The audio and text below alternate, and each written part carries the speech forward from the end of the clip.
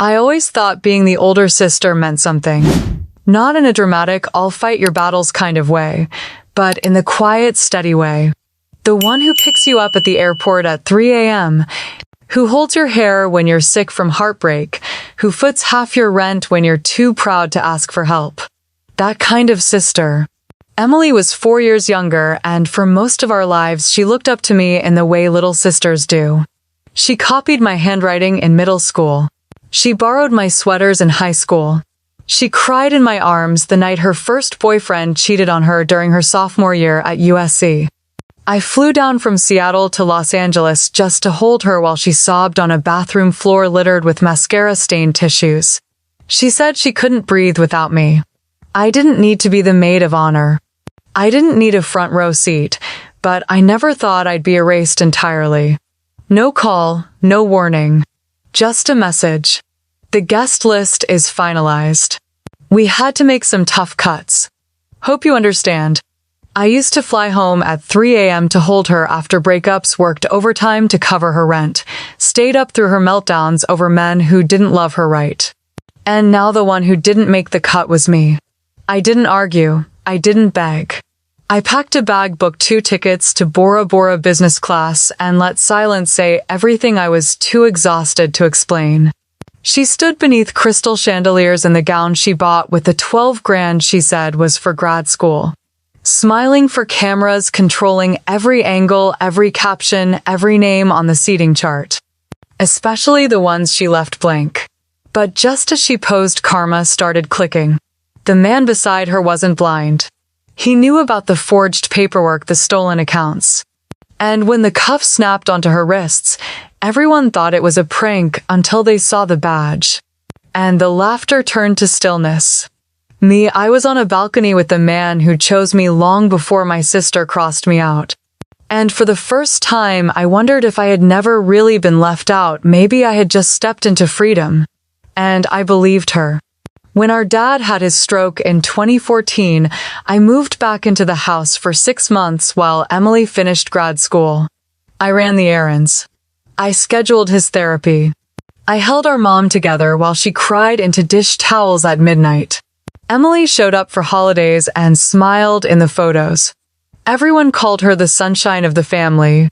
When Emily lost her job in 2019, I wrote her a check to cover 3 months' rent without hesitation. She cried again, hugged me, said she'd pay me back. She never did. I never asked. We weren't perfect, but we were sisters. At least I thought we were. Things began to shift when Emily started dating Brent Callahan, CEO of a flashy tech startup based in Manhattan Beach private school, polished teeth too white to be real. He was charming in that slick, empty way that made you want to wash your hands after shaking his. I kept my distance. Emily was smitten. The engagement came fast. A rooftop dinner. A drone carrying the ring. A sunset time to the proposal. It was ridiculous and staged, and the video went viral within hours. The wedding planning began immediately. Napa Valley. A private estate with lavender fields and string lights. The kind of wedding that costs 6 figures and requires a mood board and a stylist just for the guests. I didn't say much. I offered help. It was politely declined. I figured Emily wanted to plan her wedding her way. That was fine. I still believed I'd be there. I mean, I was her sister. Then came the text. It was a Wednesday evening. I was sitting on the couch with Ryan, my fiancé, watching reruns of old Top Chef episodes, eating takeout Chinese. My phone buzzed. I wiped my fingers on a napkin, glanced down, and saw Emily's name. Hey, just wanted to let you know the guest list is finalized. We had to make some tough cuts. Hope you understand. Love you. I read it again. Then a third time. I turned to Ryan. She didn't just say what I think she said, right? Ryan raised an eyebrow. Read it out loud. I did. And when I finished, the silence sat between us like a block of concrete. I called Mom. She picked up on the second ring, chipper as always. Hey, sweetie, what's going on? I didn't bother with pleasantries. I just got a text from Emily. She says the guest list is finalized and I'm not on it. A pause. Just long enough to tell me everything. Oh honey, Mom sighed using the voice she reserved for what she deemed overreactions. It's not personal. Emily just needed to keep the numbers tight. You know how expensive weddings are. Mom. She invited 180 people. I saw the RSVP page online. It's literally public. Well, you know. Some things are complicated. Maybe she thought you'd understand. Understand what? That I'm not welcome at my own sister's wedding. Madeline, it's just one day. Don't make this bigger than it is. That's when it hit me. They'd already decided. Long before this text. Long before I even realized something was off. Somewhere along the way I became optional. Expendable. I hung up. No goodbye. Ryan sat quietly next to me. He didn't ask if I was okay. He knew I wasn't. He waited. I scrolled back through the message, then locked my phone. I'm not sure what stung more. That Emily excluded me. Or that my mother expected me to accept it like a grown-up, swallow the slight and smile anyway. I stood up, walked to the kitchen, poured a glass of water I didn't drink. Then I turned back to Ryan and said quietly, "They just made a choice." He tilted his head. And not me. And for the first time in a long time, I let the silence speak for me. Ryan stood behind me in the kitchen, quiet, just present the way he always was when I needed someone to hold the weight I refused to show. He didn't say anything right away. Just reached for a glass and poured his own water. I could feel the question sitting on his lips, but he gave me space to fill it in my own time. I looked down at the counter and said, "Do you remember when Emily asked me for that 12 grand back in 2022? Ryan nodded slowly. The MBA tuition. I gave it to her without a second thought. She said she needed it to lock in her final semester at Stanford, that she was afraid of falling behind. And I believed her. I remember transferring the money that same day, telling her not to worry about paying it back. Ryan leaned against the island, arms folded. But I pulled out my phone, opened the venue website Emily had been tagging in every Instagram update for the past 3 months. That same vineyard in St. Helena. Private exclusive, fully booked until next year. I clicked through the pricing brochure, which of course had no shame in publishing their costs. Deposit $12,000. Non-refundable. I held up the screen. Same amount. Same date. Same year. Ryan didn't look surprised. Not anymore. So the wedding I'm not invited to is being held at a place I unknowingly helped pay for. I felt the sentence lodge in my throat like a piece of glass. There was no rage. Just a slow, cold awareness. I wasn't just forgotten. I was used. And now I was discarded. I stared out the window where the neighbors' kids were playing basketball in the fading light. It was spring in Seattle, soft wind and golden skies, but all I felt was the hollowing. "You know what gets me," I said, voice low. I didn't even blink when she asked. I just wired it like always. Because I thought that's what sisters do. "You did what someone kind would do," Ryan said gently. "That doesn't make you wrong. It makes her selfish." I shook my head. It makes me naive." We stood there a few moments longer, listening to the thud of a basketball on pavement, the occasional laugh. Then Ryan stepped closer.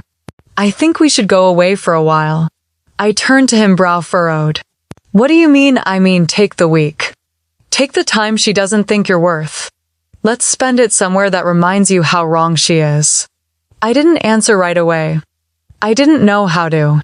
It had been years since I'd allowed myself the luxury of escape. Every vacation I'd planned had been rescheduled or canceled for someone else. Dad's health. Emily's panic attacks. Mom's last-minute surgeries.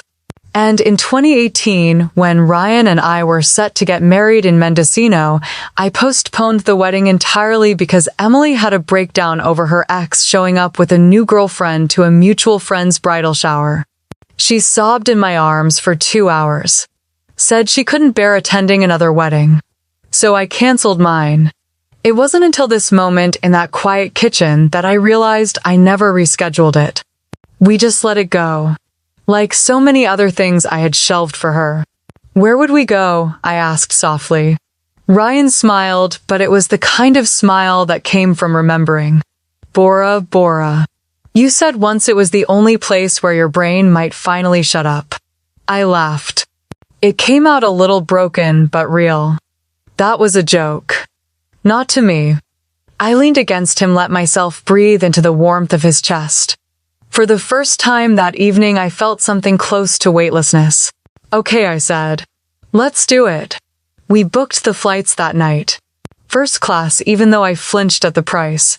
Ryan insisted. Said if I was going to be disinvited from a wedding I paid for, I might as well fly towards something beautiful. I didn't post anything on social media for the next 2 days.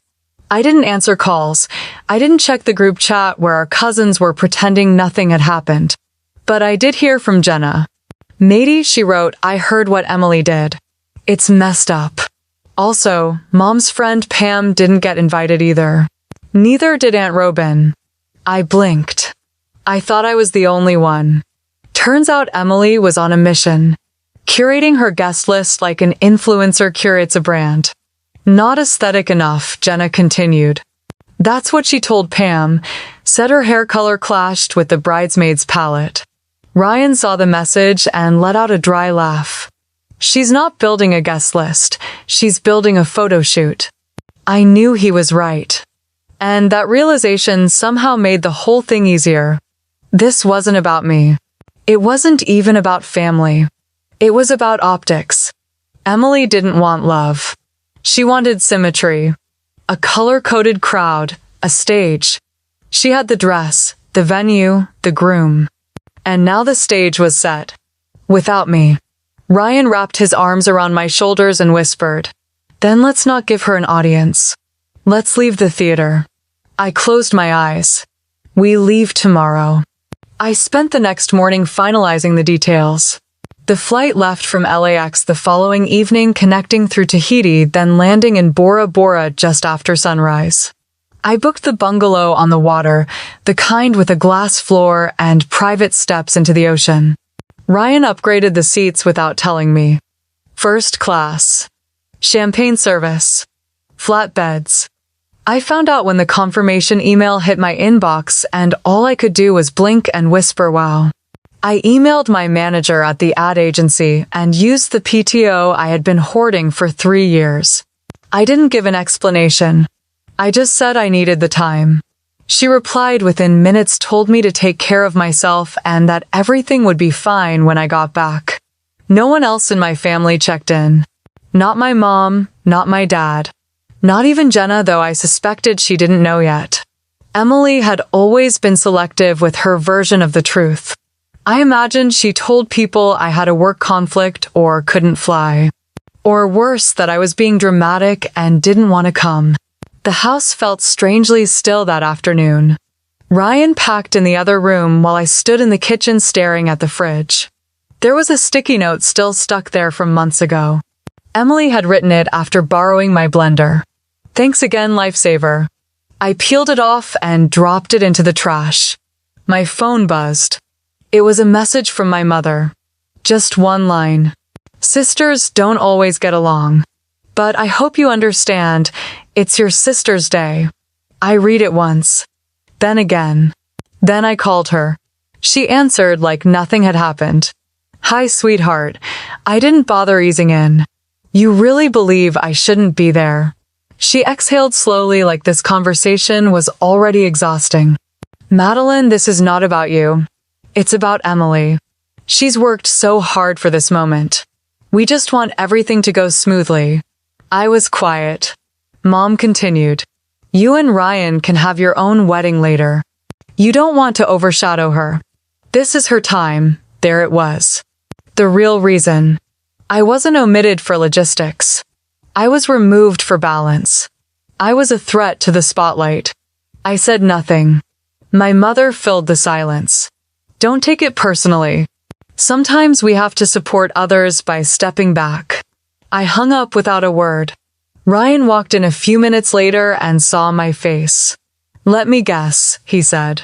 I nodded. He didn't say anything for a while. Then he picked up his phone and held it up. I booked the car to LAX. Want to go early grab dinner in Venice first? I smiled, soft but tired. I'd like that. That night, I packed quietly. I folded dresses I hadn't worn in years, swimsuits still with tags on them. A sun hat I'd bought 5 years ago and never used. I folded my life into a suitcase and felt for once like it was mine again. The next morning, the sun rose warm and golden. Seattle looked gentler than usual, like it was giving me a soft exit. I made coffee, opened the back door, and stood barefoot on the deck. My phone buzzed again. Instagram. Emily had posted a photo of her wedding invitation suite. Calligraphy on handmade paper, blush tones and gold accents, her name and Brent's in the center of a crest. The caption read, "2 days away. I can't wait to marry the love of my life in front of everyone who matters." I stared at that last line. Everyone who matters. I closed the app. Later at the airport, Ryan handed me a boarding pass and grinned. I didn't even look at it. I just followed him through security past the lines into the lounge where the coffee was strong and no one said my name. We boarded early. I tucked my bag into the overhead bin and settled into the seat leather soft and cool. Ryan poured me a glass of sparkling water and kissed my hand. "You sure you want to post something?" I hesitated. Then I nodded. I opened my camera, snapped a photo of our passports resting on my lap, the boarding pass peeking out from underneath. The background showed the first-class cabin glowing under warm light. I opened Instagram, typed the caption slowly. "Not everyone gets invited, but everyone gets to be free." I hit post. Within minutes, the likes rolled in. Jenna commented with 3 exclamation marks. An old coworker messaged me, "You look amazing. Where are you going?" I didn't respond. I leaned back, sipped my drink, and watched the plane taxi toward the runway. Above me, the seatbelt sign blinked on. Below me, the weight of years lifted. And beside me, someone who had always stayed. The moment we stepped off the boat onto the wooden dock, I felt it. That quiet, wide peace. The kind that didn't need music or explanation. The water around us was impossibly clear, almost like the ocean hadn't been told it was supposed to be blue. The sky was soft, not loud, with sun just gentle and endless. Ryan took my hand and smiled. Our bungalow stood at the farthest edge of the row, perched right above the turquoise shallows, with nothing behind it but open sea. Inside, the room smelled like cedar and salt.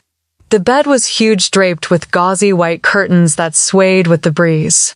The floor had a glass panel at the center, and when I looked down, I could see fish weaving beneath our feet like threads in water. We didn't unpack right away. We took our shoes off, left the bags by the door, and walked straight onto the back deck. I dipped my toes into the water. It was warm. The kind of warm that makes you exhale without meaning to. That first night, we fell asleep to the sound of the tide brushing up against the wood. No traffic, no textings, no voices saying they were disappointed.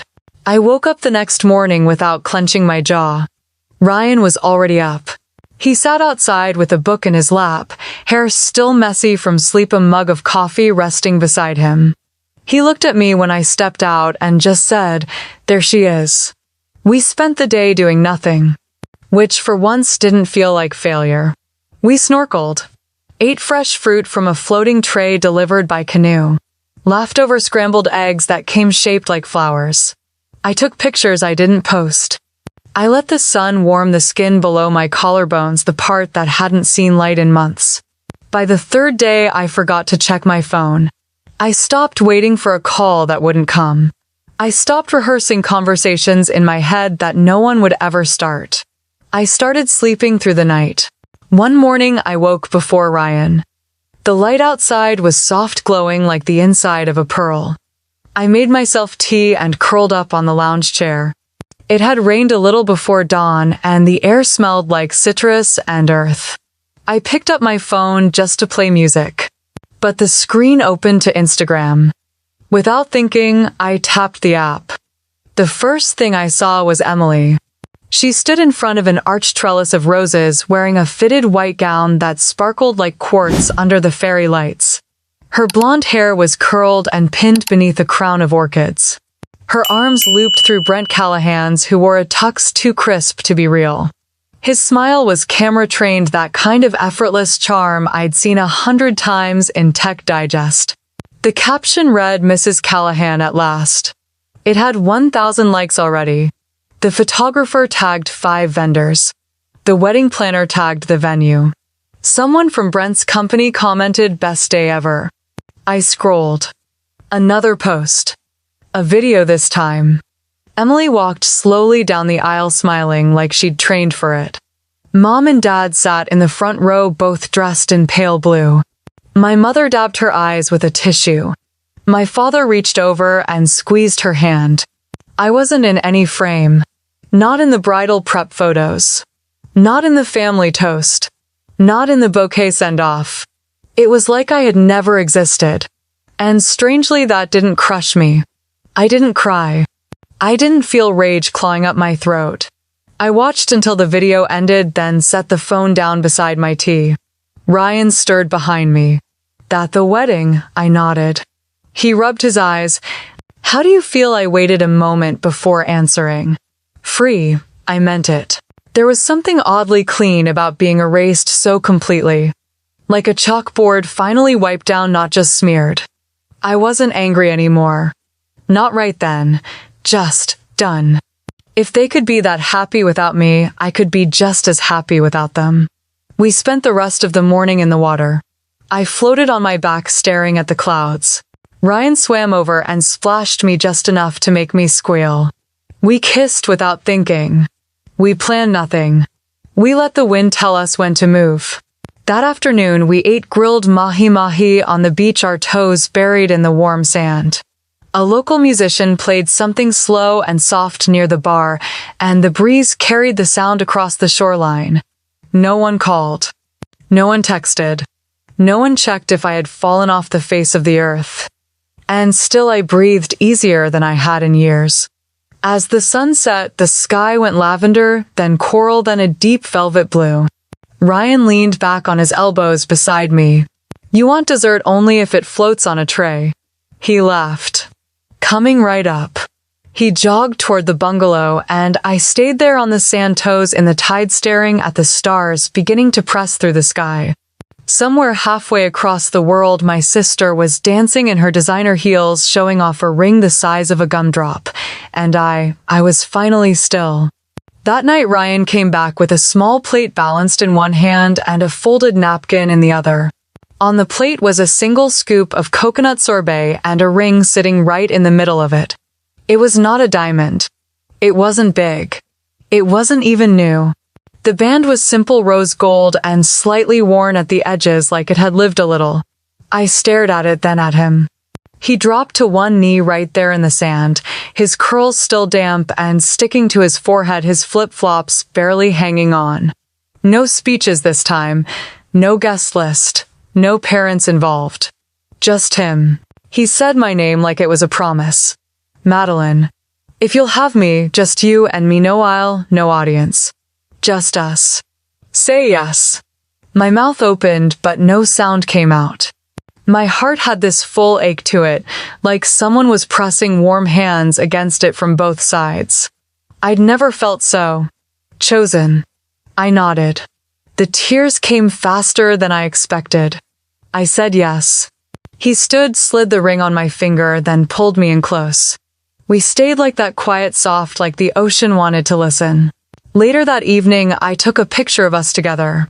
My hair was still damp, his nose slightly sunburned, the ring barely visible between our hands. I posted it without overthinking. The caption read, "I wasn't on the guest list, but I was chosen for the journey." I didn't tag anyone. Didn't use any hashtags, just let it drift. We spent the next few hours playing cards in bed and sharing a bottle of sparkling guava soda someone had left in the mini fridge. At some point, Ryan fell asleep mid-hand, a 7 of hearts stuck to his chest. I smiled, took a mental photo, then picked up my phone to set an alarm for the next morning. That's when I saw the notification. Jenna. My cousin. Emily's bridesmaid. The only one who hadn't unfollowed me. Her message was short. Matey. Something really weird is going on. Brent vanished after the reception. No one can find a single photo of him after the cake. I blinked. I stared at the screen, assuming I had read it wrong. Was this a prank? Some bad attempt to pull me back in? I didn't reply. 3 minutes later, another message buzzed through, and the police just showed up. My stomach dropped.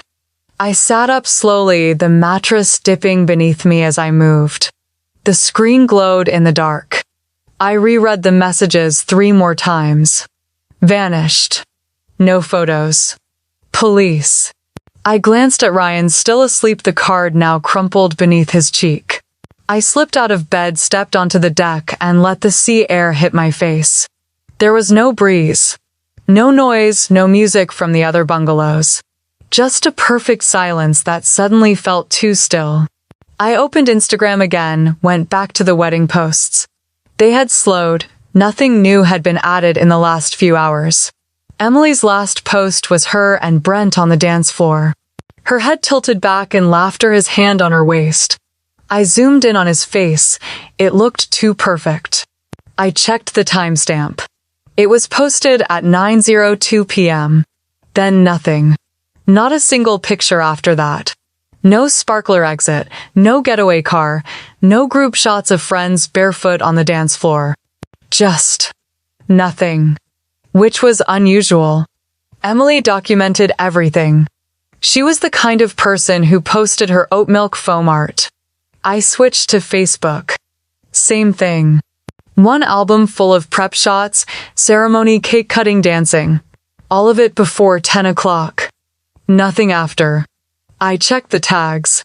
Other guests had posted stories during the reception, but they all stopped around the same window. A sudden social blackout. And then a gap. The kind that felt deliberate.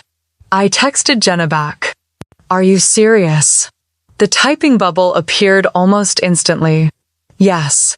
He went to grab something from the groom's suite around 1:00 and never came back. They tried calling him. No answer. Then someone realized he wasn't in any of the post-reception photos. Security checked the cameras. His car is still in the lot. But he's gone. No one saw him leave. Another message followed. And now Emily's in the lobby with 2 detectives. I read it twice before locking the phone and pressing it against my chest. The waves kept lapping the shore like nothing had changed, but something had, and it was only just beginning. My phone buzzed again before sunrise. It was Jenna. She was calling over FaceTime, her face tilted up under the flickering dome light of a car. Her hair was still curled from the wedding, but her eyes were puffy and red like she hadn't blinked in hours. Matey. They just arrested Emily. Right after the last photos were taken. I thought it was a prank or some TikTok thing, but it's real. I recorded part of it. I'm sending it now. I sat up straighter, heart-thudding, fingers slightly trembling as I waited for the video to come through. The clip loaded slowly. When it finally opened, I saw the tail end of the reception. Emily stood near the floral arch, bouquet in hand, striking a pose while a photographer adjusted the lens. Her gown was flaring out like a cloud around her feet. Guests were clapping softly in the background, some lifting their phones for one last candid. Then a voice cut through. Is there an Emily Shaw here? The tone was sharp, official. Not the joking kind. 2 uniformed officers stepped into the frame from the right. One of them held a folded sheet of paper. The other had a badge clipped to his collar. You could hear the murmurs ripple through the crowd. Emily froze. Her head tilted slightly, still holding the pose like she assumed it was part of the shoot. The smile on her face didn't falter. Not right away. That's me, she said, laughing a little. The officer nodded.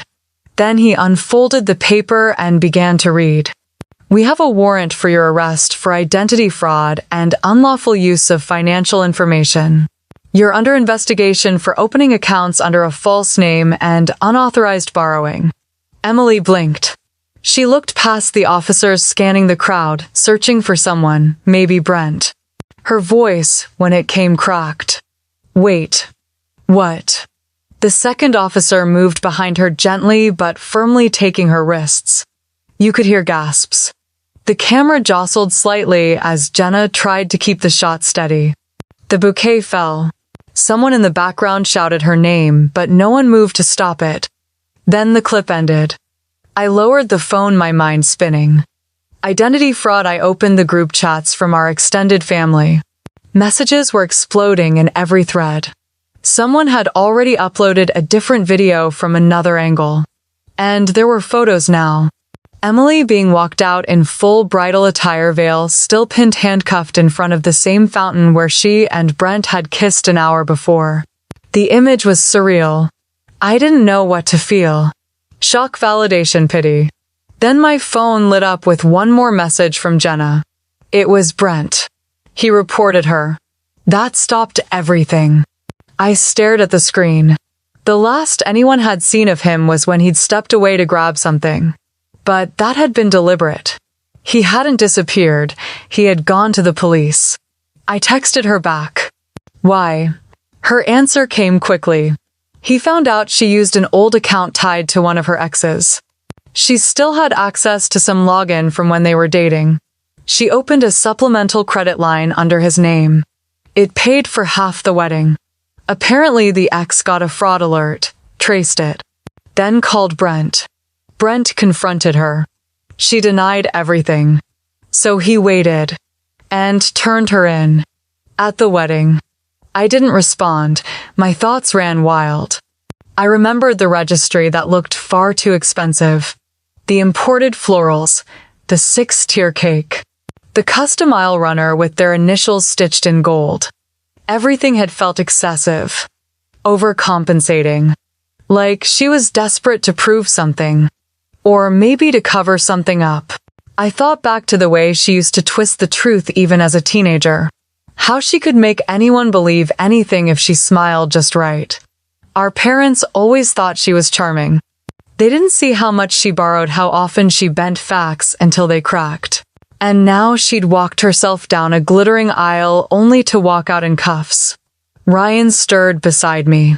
Everything okay? I looked over at him, nodded slowly. Number. But it makes sense now. I handed him the phone, let him read the messages. He didn't say anything for a long time, just sat there thinking. When he finally looked up, he said what I hadn't yet dared to. So, Brent's not missing. I shook my head. He was just done. The sun was rising, washing everything outside in gold.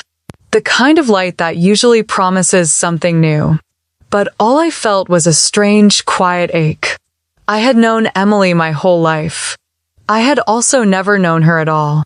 And somewhere between the bouquet toss and the police report, she had finally revealed herself.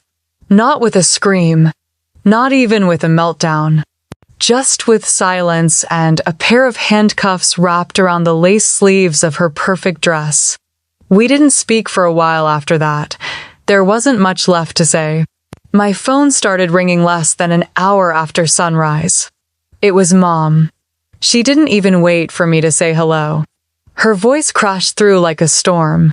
Madeline, thank God you're up. Emily's falling apart. She hasn't stopped crying. Brent won't answer. None of his family will talk to us. This is out of control. I sat on the edge of the couch watching the steam curl from my mug of tea. She kept going. You need to talk to her. She'll listen to you. You've always been the calm one. You always know what to say. Please. She needs her sister right now. I closed my eyes. The way she said it almost made it sound like Emily was the victim. I let her talk until the silence between us was louder than her pleas. Then I said quietly, but clearly I didn't cause this. And you know it. There was a pause. Madeline, that's not what I'm saying. I'm saying you've always had a way with her. She trusts you. She looks up to you. I almost laughed. She stole my registry, used my name in her speeches, erased me from her wedding, and spent months lying to everyone, including herself. And now that her little house of cards collapsed in public, suddenly I was the one with the key to fix it. I didn't answer. Mom filled the silence with more desperation. You're the older sister. That means something. You've always been the one to hold this family together. I know things haven't been fair lately, but Emily's your sister. If you don't help her now, she trailed off. And I realized what she was really saying. If I didn't step in, I'd be blamed again. For the fallout. For the pain. For not catching the lie sooner. For not dragging my sister out of her mess like I always had. I took a deep breath. Mom, I think Emily's going to have to figure this one out without me. Another pause. This time longer. Her voice came back smaller. Shaky. You don't mean that. I do. I really do. I ended the call before she could find a new angle to twist. I leaned back, letting the quiet settle into the room like fog. For once, I didn't feel guilty. Just tired. Bone-deep tired from a lifetime of being everyone's emotional cleanup crew. Ryan walked in with his hair still damp from the shower. He looked at me, eyebrows raised. That your mom? I nodded. He didn't ask what she said. He knew. Instead, he handed me a bagel and sat next to me in silence like an anchor. Around noon, Jenna texted. She had stayed behind in Charleston to help pack up Grandma's things. The wedding was over. Most of the guests had either gone home or avoided the house entirely. But Grandma had opinions. Jenna sent a voice note first. Just 30 seconds. Grandma told Mom at breakfast, you reap what you sow. Then she looked her dead in the eye and said maybe if Madeline hadn't been shoved away from the table, Emily wouldn't have ended up shoved out of her own life. I played it 3 times. Then I called Jenna. She answered immediately. Hey, you okay? That was the question everyone kept asking, but she meant it differently. I'm fine, I said. Or as fine as I can be after watching my sister get arrested in a designer gown. Jenna sighed. She's still in custody. They're not sure if she'll get out before the weekend. Dad's trying to call in favors. But no one's picking up. I think he's finally realizing his reputation's tied to hers. Good. Matey. Don't. I'm not saying I'm happy she's in trouble, but I'm not going to pretend she didn't build this for herself. For once someone else is cleaning up the mess. Not me. Jenna was quiet. Then she said softly, Grandma's been staring at your old chair all morning. The one at the table they didn't save for you. She keeps touching the back of it like it might say something. I swallowed. That chair. I hadn't even noticed it at the wedding. I'd been too busy disappearing. Let her keep it. Maybe it'll remind them. Jenna exhaled. I think she's the only one who really saw what they did to you. She said Mom kept protecting Emily like it was sport, and now, well, sport ended. I looked out the window. The sun was fading behind a line of gray clouds. Let me know if you need help with Grandma's stuff. I'll drive down this weekend. You sure? Yeah. I think I need to say goodbye properly. To what? To all of it. We hung up, and for the first time in days the silence felt clean. Not empty. Just cleared out. Later that evening, Ryan and I went for a walk through the neighborhood. Leaves had started falling in earnest. The sidewalks were lined with gold and red like confetti after a parade that had long ended. When we got back home, there was one new voicemail from Dad.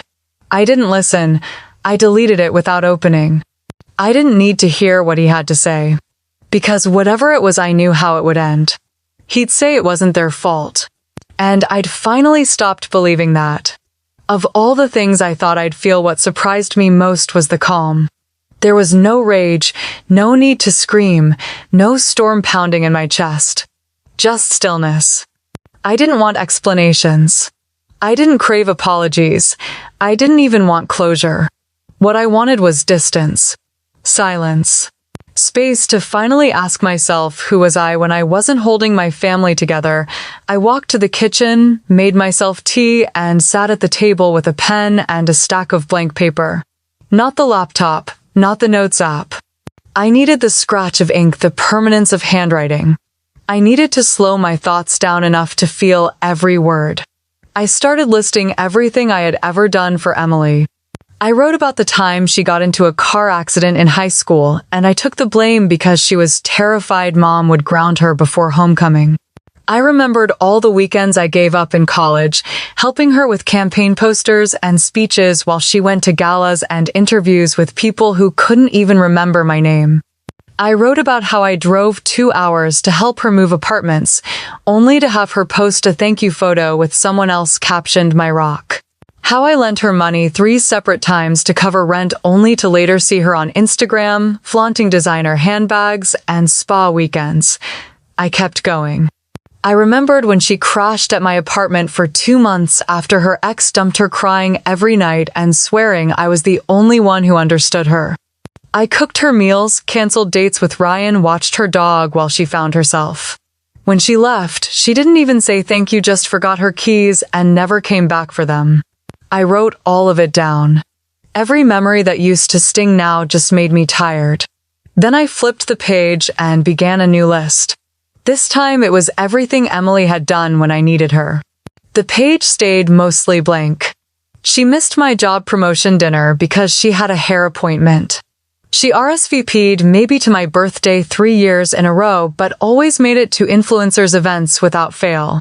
She once told me Ryan looked like a nice guy if you're into boring stability, and laughed, as if I should thank her for the honesty. She didn't show up when I had surgery, said she'd been emotionally drained. She didn't call when Grandma died. Said she was between flights. I stared at the lopsided column. 2 lists. One heavy, the other hollow. Ryan came home early that day. I was still sitting at the table, the pen dangling between my fingers.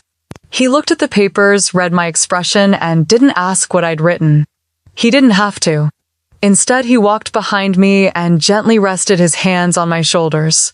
"You don't need to send anything," he said softly. "They already know. They've always known." I stared at the window. A bird had landed on the railing, ruffling its feathers like it had all the time in the world.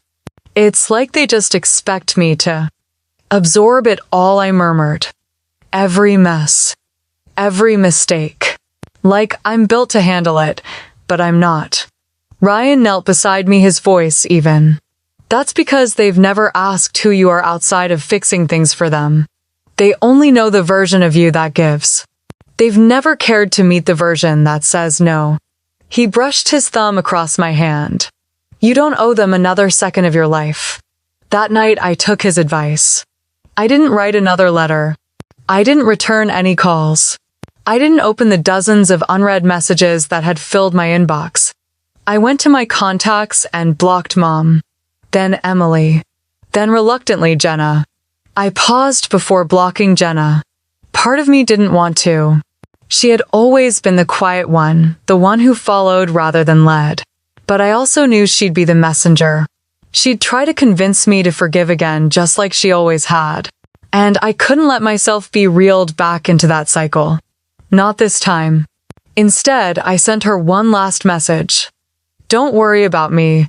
They think I'm the cleanup crew, but I'm not sweeping up this time." Then I turned off the phone.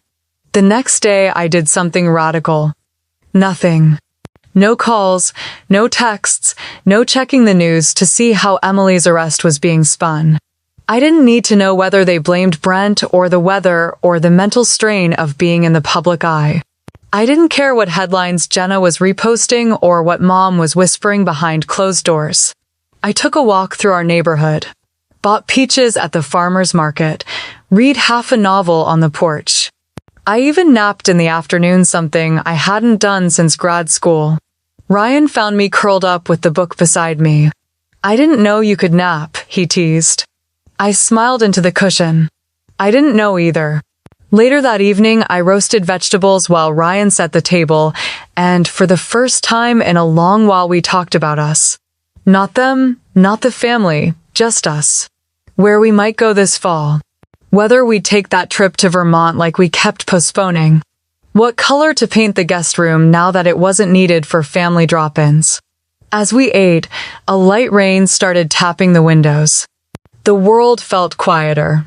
Not because everything was fixed, but because I had finally stopped trying to fix things that didn't want to be healed, and for once that felt like enough. I ordered hibiscus tea with mint and a slice of honeycomb.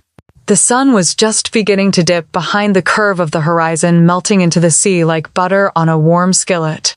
A soft breeze drifted through the linen curtains of the resort cafe, fluttering them against the wicker chairs.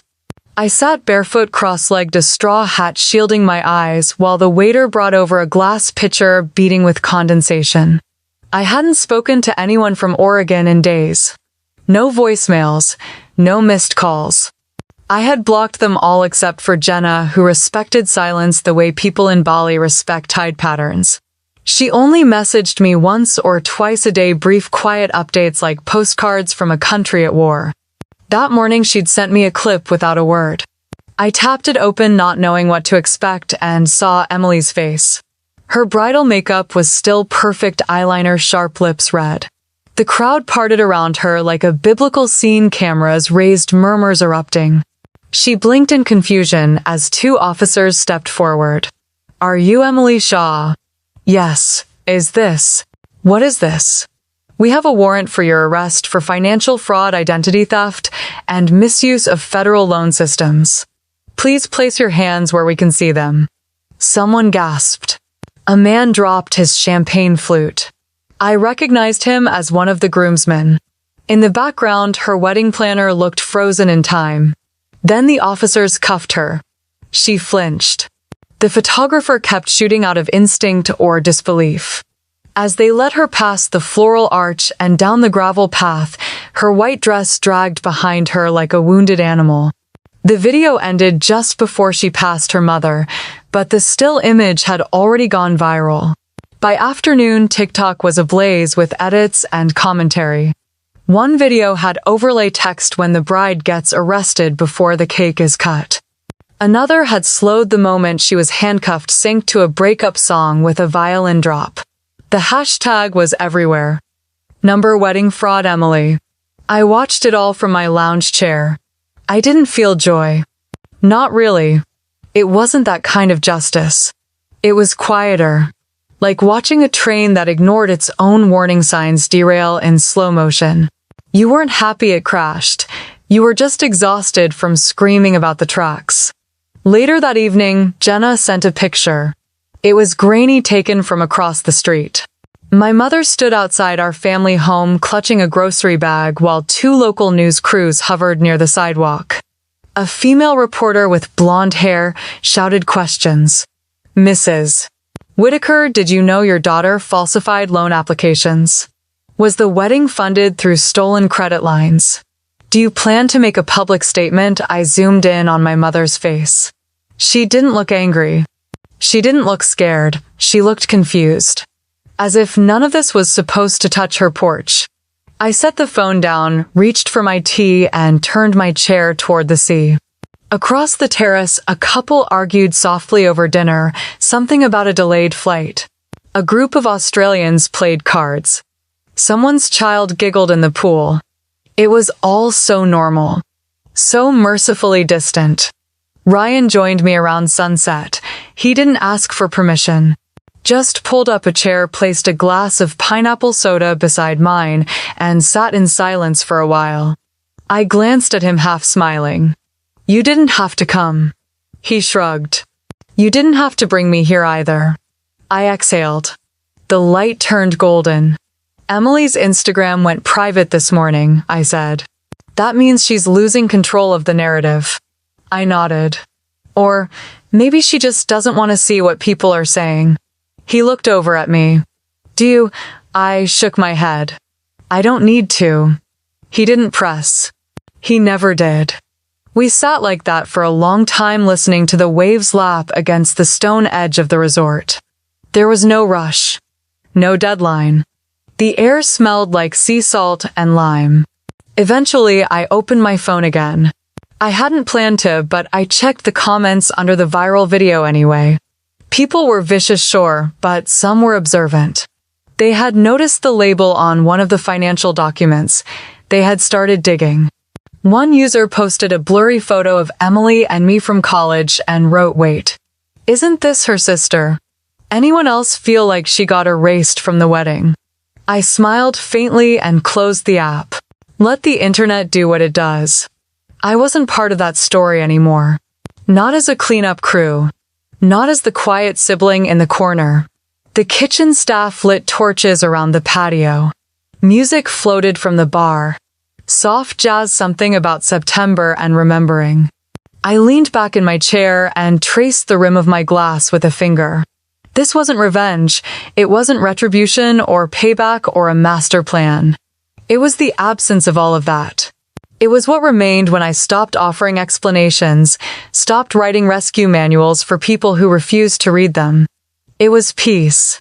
And as the stars blinked to life over the Indian Ocean, I realized something even deeper. I didn't need the last word. Silence was speaking for me now. Loud and clear. The email came on a Wednesday morning while I was stirring honey into my tea. It was from a producer at a podcast called Her Side of the Story, inviting me to speak about the experience of being cut out of choosing myself, of not going back. At first I laughed. Me. On a podcast, I wasn't an activist or an author or anyone with a platform. I was just a woman who got tired of begging for a chair at her own family's table. But the more I thought about it, the more the idea settled into me like sunlight through linen curtains. This wasn't about Emily anymore. This wasn't about revenge or embarrassment or even setting the record straight. It was about naming what had happened. About offering that name to anyone else who had swallowed their pain in silence for far too long. I showed the email to Ryan. He read it quietly and then looked at me with those calm, steady eyes. "You don't owe them your silence," he said. "You owe yourself your peace." So I said yes. We recorded the interview remotely from the bungalow. I sat cross-legged on the couch, microphone clipped to my shirt, heart knocking a little too loud in my chest. The host Talia had a warm voice and sharper instincts. She didn't ask about drama or headlines. She asked about me. About what it meant to love a family that only loved you in conditionals. About being useful versus being seen. For the first time, I told the full story. Not in fragments or apologetic tones. I told her about the wedding I wasn't welcome at. About the years of being the helper, the fixer, the one who kept the chaos contained. I talked about the time Emily cried her way out of a DUI charge, and I used my savings to hire her a lawyer. I told her how I'd been told to be patient, to forgive, to understand, even when no one ever did the same for me. I thought I might cry. But I didn't. My voice didn't shake. What surprised me most was how calm I felt. Like I was finally laying bricks for a home I could live in. After we ended the recording, I sat still for a long while. Outside waves pressed softly against the shore. Ryan came and saw the look on my face and didn't say anything. He just sat beside me and laced his fingers through mine. A week later, the episode aired. I didn't expect much, maybe a few quiet messages. Maybe one person saying thank you. Instead, my inbox lit up. Comments, emails, voice notes. Some from strangers, some from people I hadn't heard from in years. The subject lines alone made my heart stutter. Your story is mine too. I left my family last year and thought I was the only one. You reminded me I deserve better. One woman wrote, I was always the responsible sister too. I didn't go to therapy. I went to work. Your story cracked something open for me. There were critics, of course. There always are. A few accused me of airing family business. One message said blood is blood. I didn't respond. I didn't need to. My story wasn't meant for those who wanted to keep things quiet. It was for the ones trying to find their voice again. A few days after the episode went live, I received a message from a literature professor at a small college in Vermont. She asked if she could share my story with her class as part of a unit on personal narratives and boundary setting. She said you walked away from a table that never served you and found a whole ocean instead. That one stayed with me. I saved the message and read it again that night while Ryan and I sat watching the stars drift over the sea. He looked at me and said, "They're listening." Finally. I nodded. But I didn't feel triumphant. I didn't feel vindicated. I felt like someone who had carried a heavy backpack up a mountain not to plant a flag, but just to breathe again. Jenna messaged me too. Just a few lines. I listened. You were right to leave. I wish I had gone with you. I told her thank you. Nothing more. I wasn't ready for anything beyond that. She had her own road to walk. Then came the biggest surprise. A handwritten letter forwarded from the podcast team. It was from a woman in Florida who had lost her sister to suicide. She wrote about years of estrangement, of guilt, of silence that came too late. Your voice gave me a little peace, she said. I can't go back, but I can be better with the people I still have. I cried reading that one. For all the mess, for all the wounds that hadn't yet closed, I finally understood why telling the truth mattered. Not because it changed the past, but because it opened something in the future. Ryan wrapped his arms around me that night as I cried. Not a sobbing cry, just the slow, grateful tears of someone no longer holding it in. You told your story, he said. You don't owe them anything else. He was right. For the first time, I wasn't carrying it all alone. The world was wider than I'd believed. And maybe my voice, small and trembled as it once was, had joined a chorus that could move something forward. I wasn't anyone's fixer anymore. I wasn't the secret keeper. I was just Madeline. Whole, seen, and still becoming. We moved into the cottage at the end of October, just as the winds off the Pacific began to carry that faint salt-sweet sharpness that only existed near Carmel by the sea. The house was small, whitewashed, with blue shutters and an old fig tree in the back that split the fence with its roots. It wasn't fancy, but it was quiet. It was ours. Each morning, I walked barefoot across the wood floors, made coffee, and opened the windows. Sometimes I painted, sometimes I just sat. I didn't check the news anymore. I didn't scroll through trending hashtags or read the endless threads of speculation. I let the noise go. Like pulling off a heavy coat you forgot you were wearing. Jenna texted now and then. Nothing dramatic. Just small updates in the tone of someone who knew how to offer information without burden. Emily was apparently hiring legal counsel. She wanted to claim that I had exploited the family for fame. Brent had cut ties, moved back to Chicago, and deleted all his social media.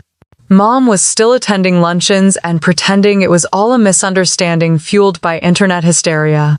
According to Jenna, she told one neighbor, "The media twisted everything.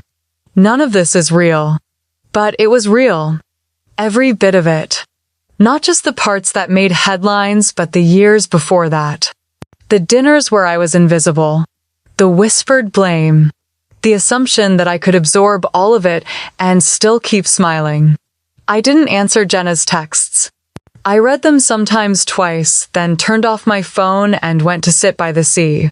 One afternoon a letter came. Not a text, not an email. A real envelope with my full name handwritten in my mother's cursive. It was long. 4 pages.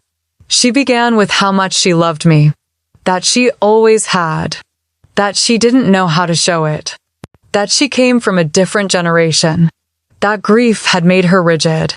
That she thought keeping the family together meant making hard choices, and that she didn't always know how to include me in them. She wrote about the wedding. She said she regretted not making it more balanced, but that things got swept up so quickly.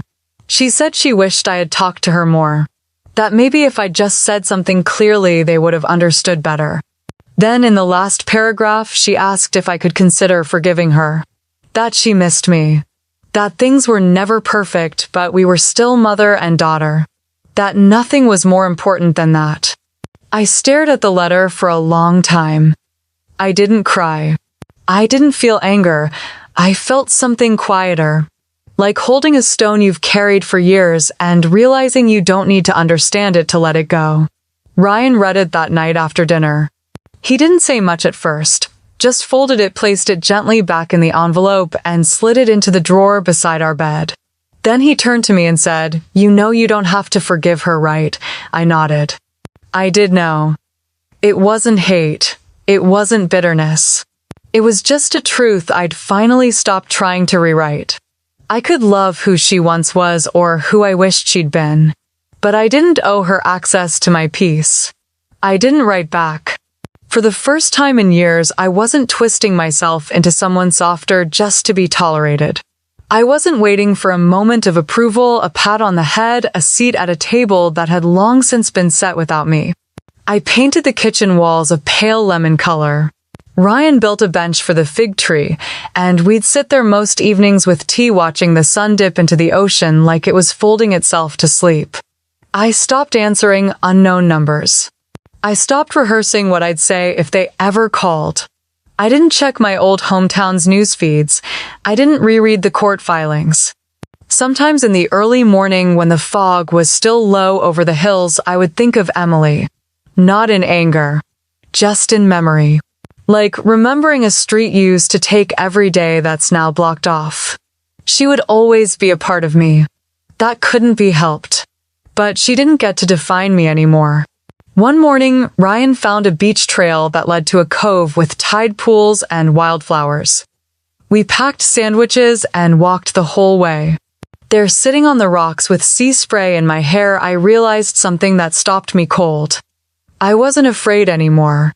Not of being alone, not of being misunderstood, not of being the one who walked away. I didn't need to be chosen to be whole, and I didn't need to explain myself to those who'd never tried to understand me in the first place. That evening, I lit a candle on the windowsill. Just one. No meaning, no ritual. Just light. Just stillness. Just a life beginning again. Quietly. On my own terms. The wind carried the scent of salt and gardenia through the open window that night, and I let it in. I left my phone face down on the counter untouched. The emails, the pings, the people trying to rewrite the past in their favor could wait. I wasn't theirs to reach anymore.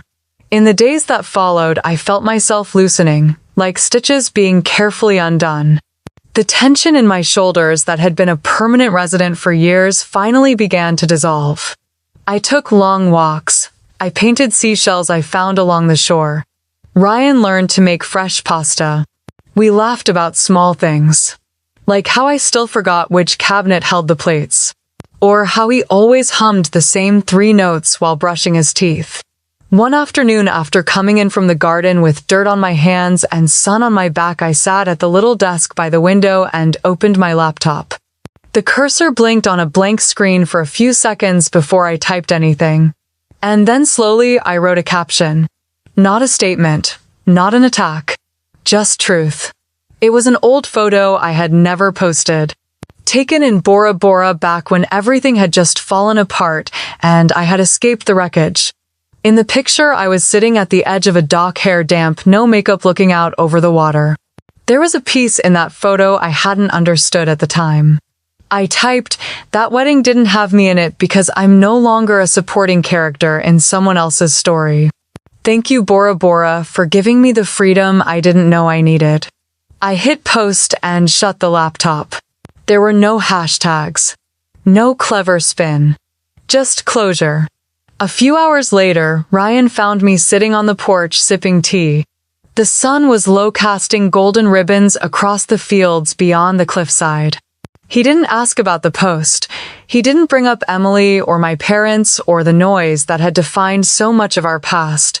Instead, he sat beside me and held my hand. After a long silence, I whispered, "You know, if I was the one pushed away from the table, maybe that's because I was meant to find a better room."